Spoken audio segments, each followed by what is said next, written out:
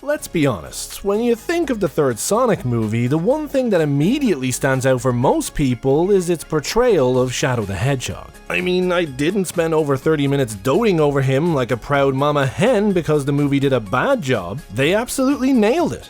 Proud mama hen.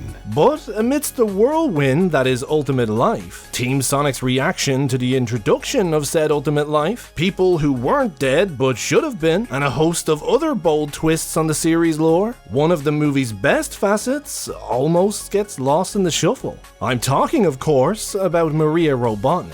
As a die-hard series purist, it should be a cold day in Iblis's hot tub before this take on her character would work for me, but it did. It really did. And I actually came out of this movie thankful for its alternate take on the character. As a longtime Sonic fan, movie Maria actually won me over instantly in the movie's opening moments. We're introduced to her in one of Shadow's dreams where he's listening to her play Live and Learn on an acoustic guitar. Now, series newcomers might miss the deeper meaning here, but longtime fans will quickly recognize the emotional weight of this Sonic Adventure 2 callback. Especially in the movies where they won't use the freaking game music enough. Live and Learn was an important song for Shadow with many lyrics that resonated with his struggles during his series debut. So I thought this was a really cool way of tying Maria to Shadow emotionally right from the start. All playing over Shadow's cherished memories of stargazing with her in a flower-filled field. A scene that nearly mirrors a similar dream of game universe Shadow in Dark Beginnings, the animated prologue to Shadow Generations. But we'll have to delve deeper into that a bit later because Shadow's pleasant memories of his closest friend are suddenly replaced by painful ones, and we get to see the movie's take on that famous scene from the games of Shadow and Maria fleeing down a long hallway, their pursuers closing the gap with every step.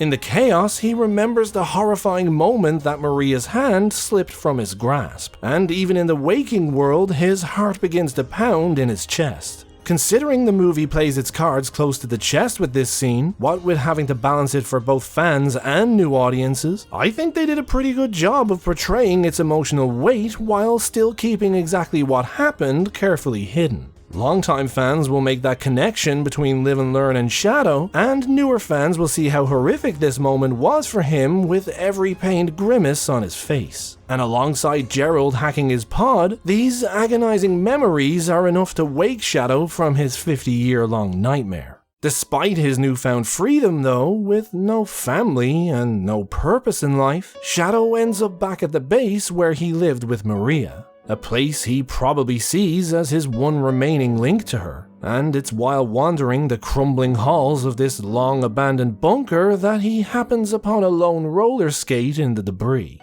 A roller skate that whisks his mind back 50 years. While Maria is often portrayed as physically fragile in the game universe, here we get to see a refreshing contrast of that, as she glides effortlessly down a hallway on roller skates on her first day at the lab, brimming with energy and charm. While obviously different, this is still a pretty clever nod to the games where Maria actually had a hand in designing Shadow's iconic air shoes, the very reason behind his signature skating motion when he runs. It's a subtle yet effective way of weaving her influence into the story while paying homage to the lore this movie draws from. Plus, it doubles nicely as a powerful emotional prop for Shadow. You can tell right away by looking at the faces of the soldiers and lab workers that Maria's presence on the base is unusual. Some even seem to see her as a flat-out nuisance. The young blonde girl on roller skates navigating halls of lab coats and armed guards definitely stands out like a young blonde girl on roller skates in a secret military base. But as the granddaughter of Gerald Robotnik, the base's lead scientist, Maria can pretty much go wherever she wants. On her first day, her curiosity leads her straight to Shadow. And as I said in my video covering him, there is just something unquestionably innocent and beautiful about this scene. Captivated by the unusual creature inside, Maria reaches out to touch the glass that separates them. But just before she can make contact, Shadow quickly turns around and startles her, his facial expression cold and stern. Regaining her composure, Maria tries to lighten the mood by giving him a warm smile, But Shadow's having none of it. His aloof demeanor unshaken, he continues to stare her down. And how Maria deals with this is one of the most wholesome things I've ever seen. With playful defiance, she mocks Shadow's comically stern face by scrunching her own face up in the most impudently preteen way possible before drawing a cute little bunny face over his on the tank. Unlike everyone else, Maria point-blank refuses to take him seriously. She doesn't see him as a dangerous, untouchable experiment. Undeterred by his attempts to push her away, she immediately sets her mind to gently pulling his emotional walls down. And you can actually see it working. Shadow's expression begins to soften, but what seals the deal is when she presses her hand to the glass and invites him to do the same. For Shadow, a lab specimen accustomed to humans viewing him as little more than a resource, this gesture is profound. Here, standing before him, is someone who doesn't want anything from him. Someone who simply wants to reach out and connect with him. And it's in this moment that an unbreakable bond is formed. A bond rooted in trust and understanding. And from that point on, the two became inseparable. Shadow became Maria's closest friend in a lonely childhood surrounded only by adults, while Maria became Shadow's guide to humanity, the one person in his life who loved him simply for who he was. He danced and played with her so she never got lonely, and she kept him grounded during grueling experiments. Together, they found escape from reality in movie nights and heartfelt conversations under the stars. Looking to the heavens from fields of flowers, the two would sit and chat for hours, supporting one another in their struggles and contemplating the vast universe that lies in front of them.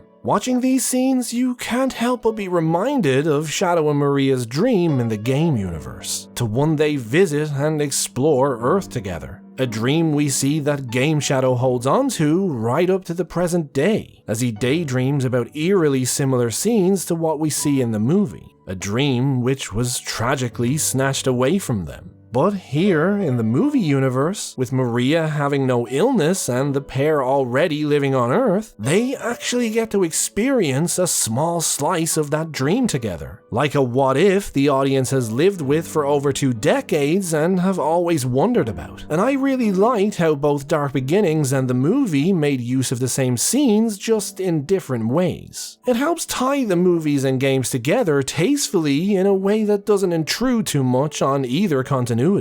On a night where Shadow seems particularly quiet and withdrawn, sensing his sadness, Maria sneaks him out of the base to gaze at the stars. She tells him that starlight can take hundreds of years to reach Earth, and that often, by the time it does, that star might not even exist anymore, giving us what I feel is probably the best analogy for Maria you could ever ask for. A light shines, even though the star is gone. Yeah, it does.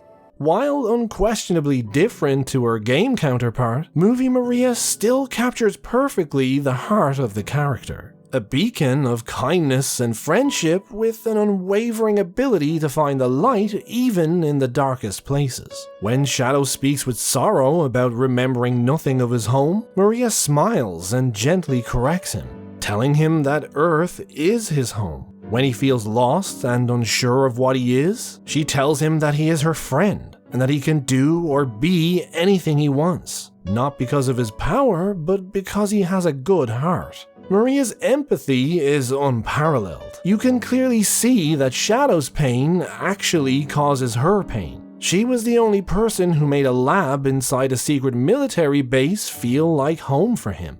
The only reason Shadow would ever come back to this place. And considering how special she is and that he has no one else, it's easy to believe Shadow when he says he doesn't know what he'd do without her. When it comes to Maria's tragic end, holding the exact circumstances around her death back for the movie's final chapter was definitely the right call. Whether you are new to the series and experiencing this story for the first time, or you're a diehard Sonic fan who knows what's coming, you are both along for the ride together. Because whether you know what happens in the games or not, this movie has its own take. And where the writers were clever here was by selling fans on the character of movie Maria before revealing to them that the circumstances around her death have been changed from the source material they hold dear. It definitely worked on me. She may not be suffering from an incurable illness, she may not even make a dying wish to Shadow, but I still think the movie does an awesome job of letting the character of Maria Robotnik stand on her own. She didn't need the sympathetic backstory to win the hearts of the audience. That charming heart, childlike mischievousness, and ability to see the good in others was all she needed to shine just as bright as she does in the games. As for the death scene itself, as much as I joked around before release that if Maria doesn't get shot we riot, I can ultimately get on board with the change. Gunshot, explosion, it's all semantics. And while Shadow doesn't scream out Maria's name in a way that sends a shiver down your spine like we're used to,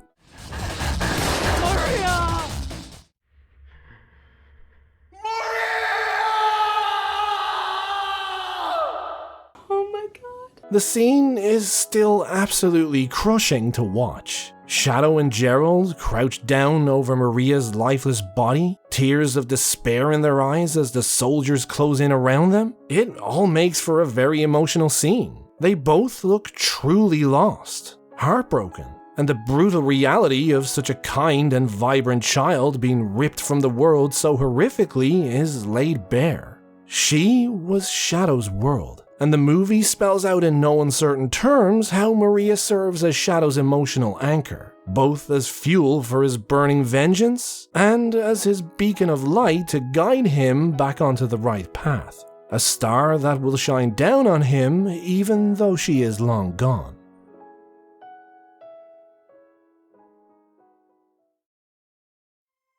It's funny, despite the fact that the story of Maria technically begins and ends in one telling, this movie interpretation still left me wanting more. This movie makes it clear that Maria and Shadow were just kids, two outcasts in an alien environment that gravitated to each other. Shadow was viewed as a dangerous monster by the humans, and Maria was seen as a nuisance by everyone besides Gerald. Shadow was the only one who wanted to spend time with Maria, and she him. Maria's illness being left out of the mix did seem odd at first, but it also afforded us some of the most wholesome moments in the entire series, and sets our minds ablaze with thoughts of what-if scenarios. Like, what if Shadow and Maria ran away together before the accident? They're already on Earth and Maria is in good health. They could have lived a happy life together. Pure fantasy, I know, but hey, that's half the fun of talking about this stuff. Shadow's promise to Maria is also gone. Whether you believe that to be a good thing or not probably depends on your opinions around Shadow being connected to Maria permanently. If you're in the camp that wants to see Shadow fully move on from his past, his promise to Maria being gone is probably a good thing. Or if, like me, you fell in love with Shadow's original backstory, with those feelings only increasing after reading Gerald's journal, you might be a bit bummed out that it was left on the cutting room floor. Either way though, the movie made it work. And while I'd never want these takes on the story and characters to replace the originals, I'm still happy to have a separate continuity like the movies where ideas like this can be explored. And the movie version of Maria we got in the end was absolutely amazing. I hope you guys enjoyed my analysis of Movie Maria. If you did, don't forget to drop a like on the video, and make sure to subscribe to the channel if you haven't already. There's always plenty more Sonic content on the way, so make sure that bell icon is checked to be notified when I upload. If you'd like to support the channel further, why not consider becoming a member? There's a bunch of cool perks for you guys like badges and video credits as well as the option of different tiers. And as always, any support is much appreciated. But now I'd like to hear what you guys think. The third Sonic movie, Maria's characterization, the raft of lore changes? Let me know your thoughts in the comments. But for now, a big thank you for watching. And as always guys, take care.